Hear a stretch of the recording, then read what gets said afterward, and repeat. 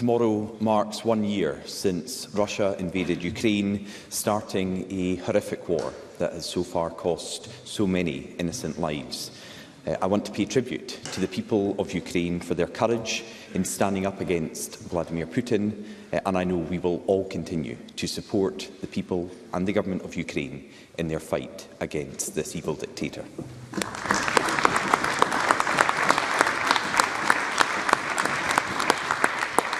Since we were last in this chamber, the First Minister has announced her resignation, and the front-runner to succeed her is Humza Yousaf. But during his time as Health Secretary, Scotland's NHS has lurched further and further into crisis. The Scottish Conservatives have received a Freedom of Information request, and it's uncovered just how awful things have got at accident and emergency departments over the last few months. This new information, which we are publishing today, reveals that a patient in the Borders waited 49 hours to be treated in accident and emergency. Someone in Lanarkshire waited 54 hours, and a patient in Ayrshire waited 60 hours at accident and emergency. First Minister, that is 2.5 days in accident and emergency. Surely no one can defend that. So doesn't this confirm that Humza Yousaf isn't even up to the job he's got at the moment? First Minister.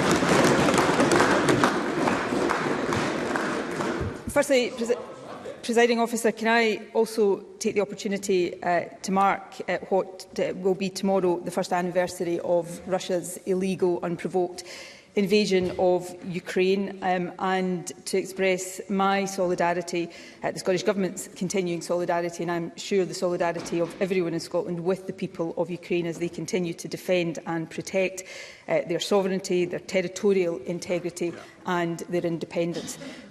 Parliament this afternoon will debate this issue. This evening I will host a reception in Bute House for Ukrainians in Scotland, and our thoughts remain with them at this difficult time for them and their country.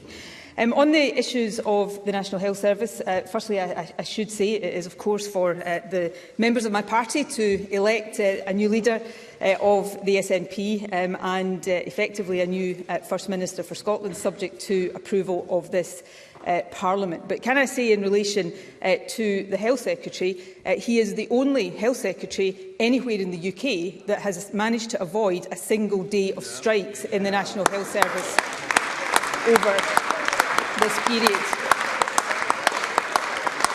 Secondly, notwithstanding the very significant challenges in accident and emergency. Thank you. I would be grateful, members, if we could hear the First Minister. Thank you. I can understand why the Conservatives are feeling uncomfortable. Of course, the Conservative government in England has not managed to avoid strikes in the National Health Service there. They also get uncomfortable when they hear me point out again that despite the very significant challenges in our National Health Service, which I'll come on to in a moment, Scotland's accident and emergency departments remain the best performing anywhere in the UK. And if I may say to the Health Secretary, that's not down to him, that's down to the hard work of staff across our National Health Service each and every single day.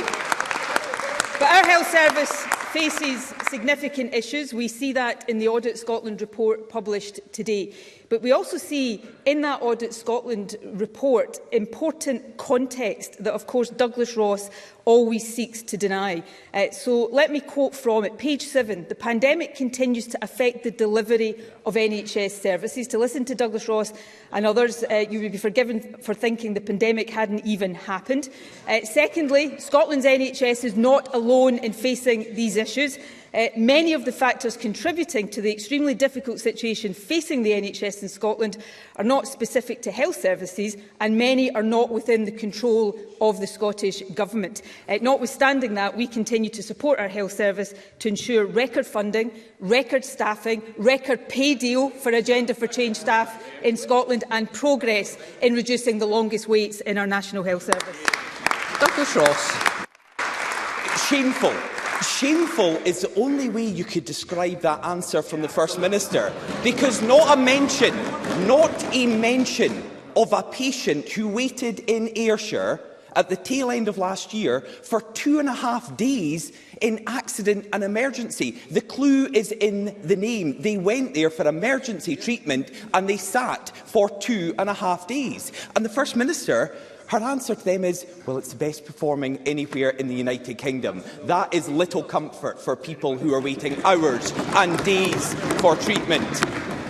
And the First Minister might not have noticed, but when I sat down raising these shocking statistics, Humza Yousaf smiled and smirked. The Health Secretary thinks it's funny that people are waiting for days to be seen in A&E in Scotland. And the First Minister mentioned and quoted from the NHS Audit Scotland report into NHS. Let's remember, BMA Scotland said of the report this morning, it is damning of the state of the NHS currently. The report outlines that Nicola Sturgeon's chosen successor won't meet NHS job targets. It says performance declined further in 2022. The number of people experiencing extremely long waits increased in 2022, and performance on cancer waiting times is getting worse. Every part of Scotland's NHS is in crisis because of Humza Yousaf. So can the First Minister tell us, is this useless Health Secretary really the best the SNP have to offer? First Minister. Well, in relation to individual cases, it is always unacceptable if someone waits too long for treatment in the National Health Service. And at the tail end of last year, which of course was Douglas Ross's phrase, that was during the winter peak of pressures. Since then, in accident emergencies, there is still considerable progress to be made, let me stress that, but we've seen 8-hour and 12-hour waits reduce, and we continue to support our accident emergency departments in further progress. We are also seeing, Douglas Ross mentioned recruitment, we have record numbers of staff in our NHS right now. Since this government took office, we have increased NHS staffing by 28,800 people within the National Health Service. We've got higher staffing per head of population than in England or other parts of the UK. We've got funding that has doubled in our National Health Service. We've got higher funding proportionately than anywhere else in the UK, to the tune proportionately of about £1.8 billion, equivalent to 44,000 nurses in our National Health Service. And yes, we have significant work to do to reduce waiting times. We are focused firstly on the longest waits, and we've seen significant progress in reducing the longest waits. But the reason I did make the comparison, and do make the comparison with other parts of the UK, is because Douglas Ross stands here and tells us and asks people to believe that these problems are unique to Scotland and somehow down to the Health Secretary in Scotland. And that's where the Audit Scotland report is instructive, because it says that these issues are not unique to Scotland. I'm quoting from page 7. Scotland's NHS is not alone in facing these issues, and many of the factors are out with the control of the Scottish Government. So we will continue to do our job, working with and supporting the National Health Service, and we will do that despite Douglas Ross's determination to turn it into a political weapon, which I think we've just seen all too clearly. Douglas Ross. Wow. Wow. Opposition MSPs raising cases of people waiting 2.5 days in A&E in Scotland is somehow a political weapon. No, it's not. It's the reality of people across Scotland just now. And the First Minister loves to make this comparison between Scotland and the rest of the UK. Let's just remember, the UK Statistics Authority said Public Health Scotland's figures and the statistics Nicola Sturgeon uses for the comparison can be misleading for patients. Misleading is what the UK Statistics Authority said. Now, we know that Humza Yousaf released a recovery plan that everybody could see was just a flimsy pamphlet. The First Minister has now quoted page 7 twice of the Audit Scotland report. Let's go a bit further. I've looked through the whole report. The Audit Scotland report says of Humza Yousaf's recovery plan, it lacked detailed actions. They said he didn't do detailed and robust modelling. He didn't, and this is a quote, engage fully with NHS boards. And information on key patient aims is missing. information on key patient aims is missing.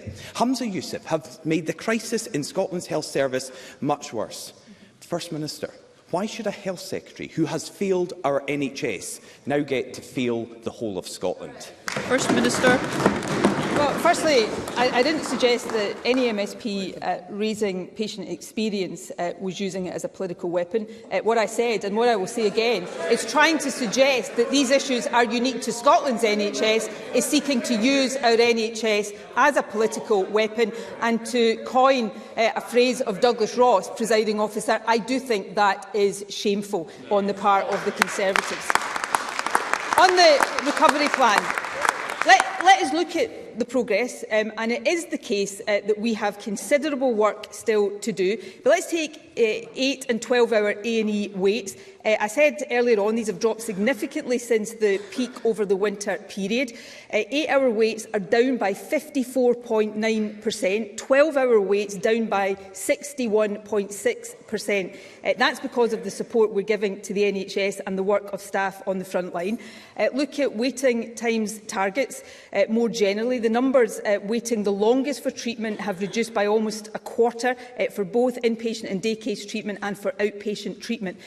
So there are significant challenges, more significant than at any point in the history of the NHS, but we are supporting our NHS with record funding, record staffing and the wider support it needs to address these challenges, and that's what this government will continue to do. Douglas Ross. Oh dear.